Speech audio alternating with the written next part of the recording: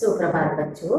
दूसरे अंश में हमने देखा कि किस तरह से महादेव भाई देसाई गांधी जी के अभिन्न मित्र बन गए और गांधी जी यंग इंडिया के मुख्य संपादक बन गए, क्योंकि वहां पर जो हार्वी मैन थे उनको अंग्रेजों ने देश निकाला देकर लंदन भेज दिया था।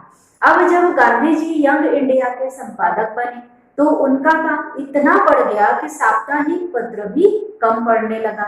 गांधी जी ने यंग इंडिया को हफ्ते में 2 बार प्रकाशित करने का निश्चय किया।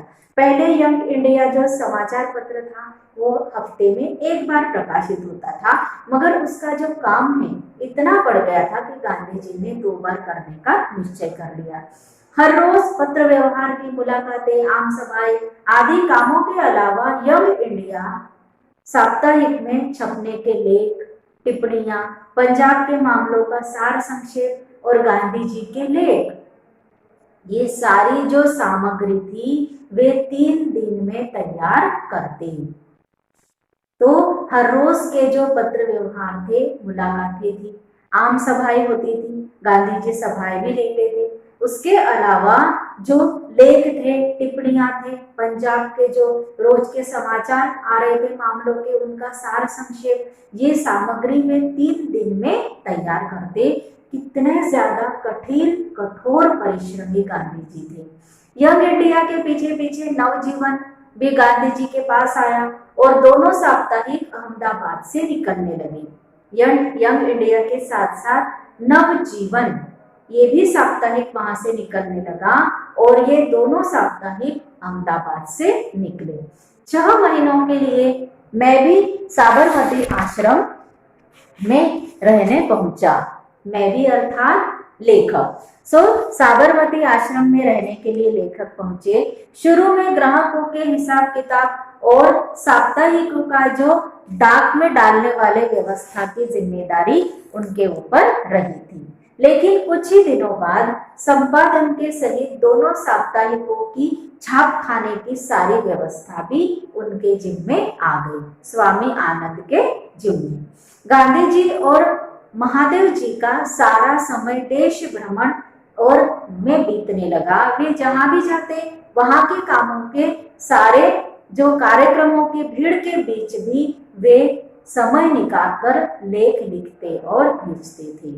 और यहाँ पर जो लेखक है स्वामी आनंद, वो सारे ये लेख छापा करते थे। सब प्रांतों के उग्र उदार देशभक्त, क्रांतिकारी और देश विदेश के धुरंधर लोग, महान लोग, संवाददाता आदि गांधी जी को पत्र लिखते और गांधी जी यंग इंडिया के कॉलमों में उनकी चर्चा करते।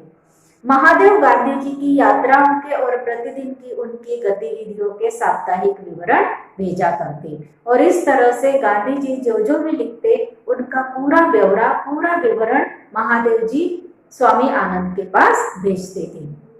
इसके अलावा महादेव देश विदेश के अग्रगण्य समाचार पत्र जो आंखों में तेल डालकर गांधी जी की प्रतिदिन की गतिविधियों को देखा करते।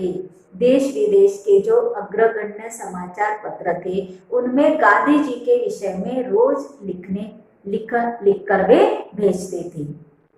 विदेश के जो समाचार पत्र होते थे उनमें गांधी जी का उल्लेख जरूर होता था।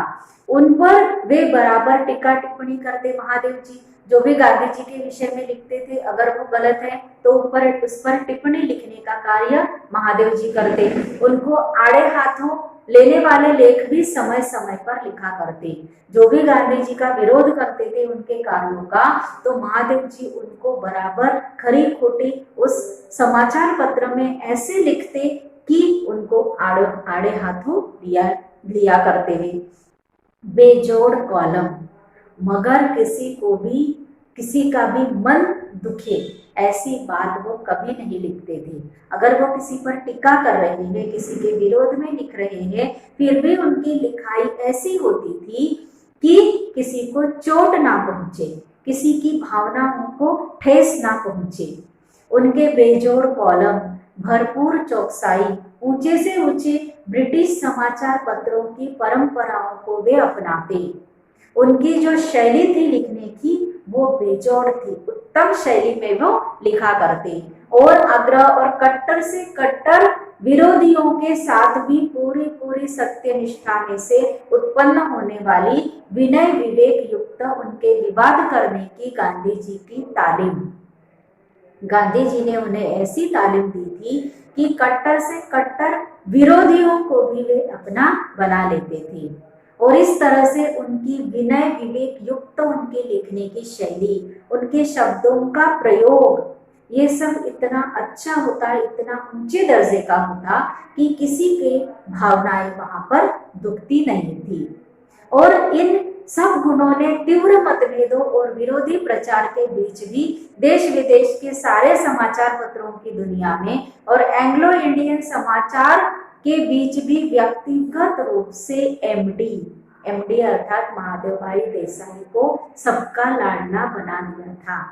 हालांकि वे टीका टिप्पणी करते, मगर उनके टीका टिप्पणी और विरोधियों को जो मतभेद थे, उनका विरोधियों को जो विरोध किया करते थे, उनकी जो लिखने की शैली थी, लिखने की जो उनकी आदत थी, उनके जो शब्द थे, वो इतने ऊंचे दर्जे के होते थे कि वे विरोधी होने के बावजूद भी महादेव भाई देसाई सबके लाडले बन गए थे।